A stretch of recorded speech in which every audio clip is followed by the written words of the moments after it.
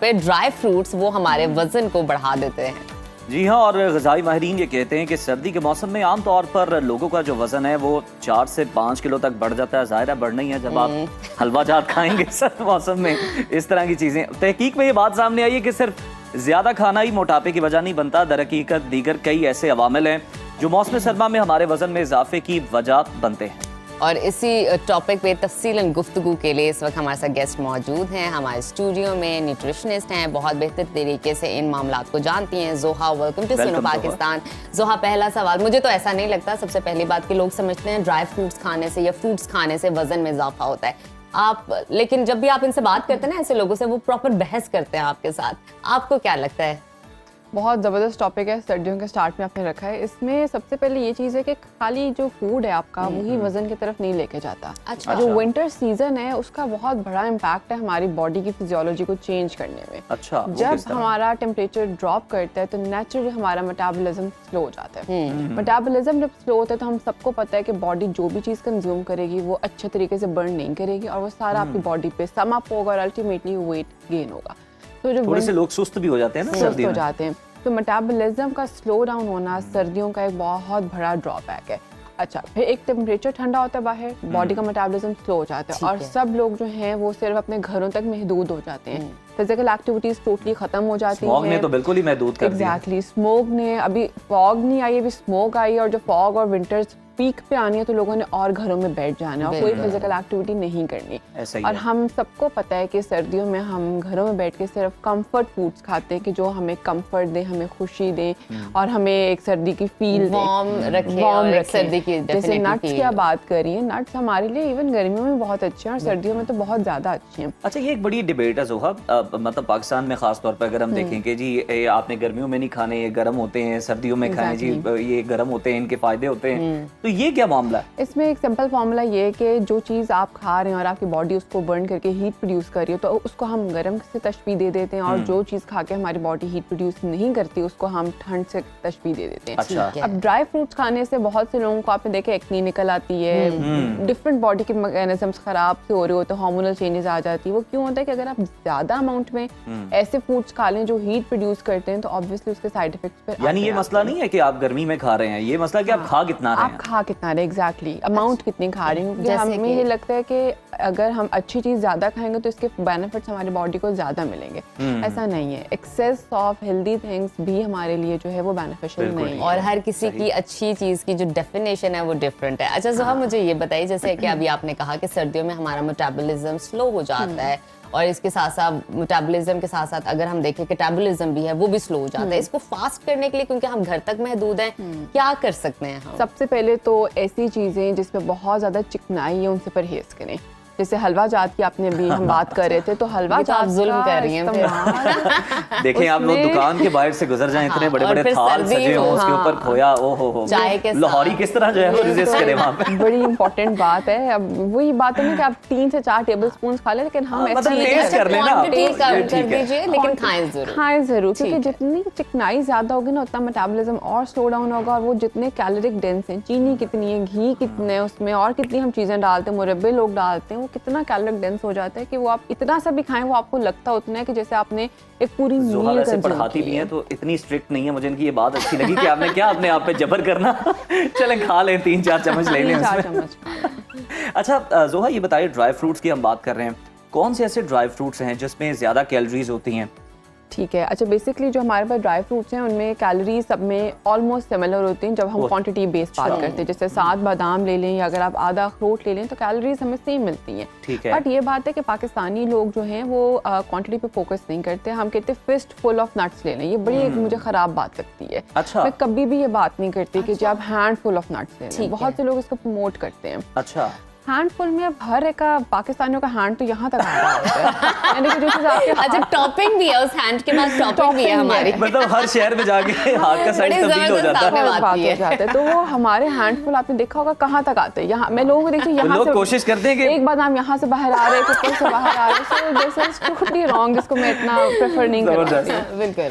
आपने लेना है, मैं उनको क्वांटिटी बेस बताया, 7 बादाम सुबह के टाइम खाएं, शाम में आधा अखरोट खा लें। इसी तरह से मैं उनको काउंटिंग के थ्रू बताती हूँ कि आपने इतनी अमाउंट में खाना है। No handful, no spoonful, no cupful, ये चीज़ें टोटली रॉन्ग। अभी जैसे कि जोहा आप क्वांटिटी की बात कर रही हैं, आप ही से जान लेते हैं कि सर्दियों में हम किस तरह प्लान करें अपना डाइट के, हमें न्यूट्रिएंट्स भी मिल जाएं, हम सर्दी के मज़े भी ले लें और साथ ही साथ हमारा वजन भी मत बढ़े। सर्दियों में सबसे बड़ा मसला आपने डिप्रेशन का देखा होगा लोगों में हो जाता है। इसके अलावा इम्यून सिस्टम का बड़ा मसला आता है कि आपको आए दिन फ्लू और आए दिन बुखार और ये 2 बहुत बड़े मसाइल हैं। और तीसरा जो वेट का हमारा टॉपिक चल रहा है वो भी एक बहुत बड़ा मसला है। मतलब 4 से 5 किलो सर्दियों में बढ़ जाता है जो कहा जाता है, ये किस तरह से, इस पे भी जरा बात कीजिए। इस पे बेसिकली ये होता है कि आपने सर्दियों का, मैं ओवरऑल आपको बता देती हूँ कि इन 3 चीज़ों को अगर आपने ठीक रखना है, डिप्रेशन को, अपने वेट को और अपने इम्यून सिस्टम को, तो आपने करना क्या है? करना ये है कि आपने ऐसे ड्रिंक्स का इस्तेमाल करना है जो आपके मेटाबॉलिज्म को बूस्ट अप रखें। अच्छा, फॉर इंस्टेंस जिसमें मैं सबसे पहले इस्तेमाल करवाती हूँ जिंजर टी का, जो अदरक का कहवा होता है बेसिकली। वो एंटी इन्फ्लेमेटरी होता है, मेटाबॉलिज्म को बूस्ट करता है, बीमारियों से दूर रखता है। सेम केस में जो हमारे पास काली मिर्च आ जाती है और दालचीनी आ जाती है, उनमें भी ऐसी ही प्रॉपर्टीज हैं जो आपकी बॉडी में फैट सेल्स को बनने नहीं देती। और अगर फैट सेल्स बन रहे हैं तो उसको ब्रेक करने में या उनको बनने से रोकती हैं। और इसके अलावा गले के लिए भी बहुत अच्छी है। Exactly, जैसे मैंने शुरू में बताया कि एंटी इन्फ्लेमेटरी प्रॉपर्टीज हैं, इनमें एंटीऑक्सीडेटिव प्रॉपर्टीज हैं, आपको इन चीज़ों से महफूज रखती हैं। तो एक तो इन कहवाजात का इस्तेमाल। सेकंड पे जो हमारे सीजनल फ्रूट्स है, सर्दियों का जो ऑरेंज है उसका जूस या इवन उसका जो फ्रूट है, बल्कि फ्रूट ज़्यादा बेनिफिशियल है क्योंकि सर्दियों में जैसे हम ऐसे खाने खाते हैं जो कि बहुत ज़्यादा कैलोरिक डेंस होते हैं और ऐसे खाने खाने से कॉन्स्टिपेशन का मसला बहुत ज़्यादा हो जाता है क्योंकि फाइबर इनमें नहीं होता। हलवा जात में आप उसमें पानी भी नहीं पी पाते। फाइबर हलवा जात में, जैसे हलवा जात में फाइबर हमारे पास नहीं आता है, ठीक है। जो भी हम और चीज़ें खा रहे होते हैं सर्दियों में, गरम गरम जैसे पेस्ट्रीज हो गई, बंस हो गए, गरम जो होते हैं, उसमें भी फाइबर हमारे पास नहीं होता। बहुत से लोगों को कॉन्स्टिपेशन का या लोअर जीआईटी प्रॉब्लम्स आते हैं। तो ऐसे केसेस में मैं ऑरेंजेस का इस्तेमाल रोज़ाना की बेसिस पे 2 से 3 रिकमेंड करती हूँ। और जो हम बहुत साफ़ करके उसको खाते हैं, उसका वाइट पील उतार के वो नहीं करना।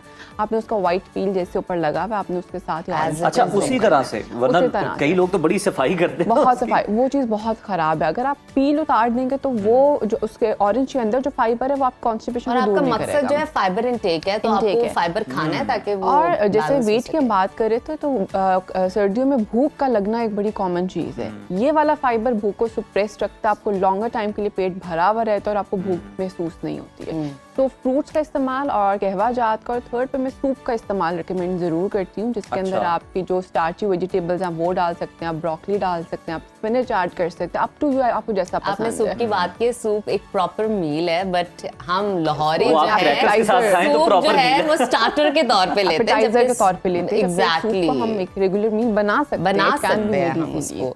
बिल्कुल ठीक। अच्छा मुझे ये बताइए, बच्चों के हवाले से कुछ बात कर लेते हैं। बच्चों की हिफाजत किस तरह की जाए सर्दियों में? उनके मामला जारी बात बहुत खराब है, जहाँ बड़े इतने ज्यादा इफेक्ट हो रहे हैं। ये उन्हें ड्राई फ्रूट्स खिलाया किस तरह से, खिलाए कैसे? और जैसा आपने कहवा की बात की, बच्चे तो कभी ना ये कहवा पिए वो कि ये तो टेस्टलेस है, तो किस तरह उनको इन चीज़ों की तरफ लाया? बच्चों का बड़ा फ़ायदा हमें ये आ जाता है कि जो उनकी पसंदीदा चीज़ें हैं उसके अंदर हम उनको किसी तरह से मिक्स एंड मैच करके दे सकते हैं। लेकिन बच्चों की बात मैं यहाँ पर ज़रूर करूँगी कि बच्चा जब पैदा हो रहा है और 6 मंथ्स के ऊपर जब वो पहुंच है, जब वीनिंग स्टार्ट करनी है, तो आप वहाँ से उसकी डाइट को लेकर चलें। मैं हरगिज़ ये नहीं कहती बच्चा 3 साल का हो जाए तो जी आप उसको ये चीज़ें इंट्रोड्यूस करें। अब मेरी जो बेटी है वो माशाल्लाह 1 ईयर की है और मैंने उसको 6 मंथ की एज से ऐसे फूड्स देने शुरू किए हैं कि जो एक नॉर्मल बच्चा नहीं खा रहा।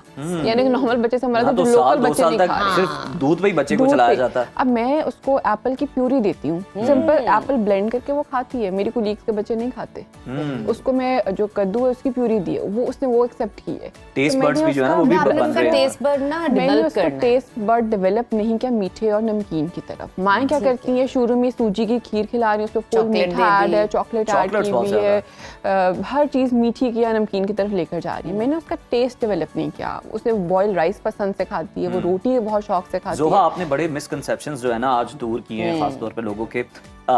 लास्टली ये भी जरा एक मैसेज दे दें उन लोगों को जो कि सर्दियों की शामों में बैठते हैं, मूवीज लगा लेते हैं और बिस्तर में घुस के जनाब ड्राई फ्रूट्स उन्होंने पास रखा होता है उसका। क्या बात है, क्या आपने स्केचिंग की है? स्नैक्स के तौर पे देखे ना, मंजर कशी तो फिर करनी है ना एंकर ने।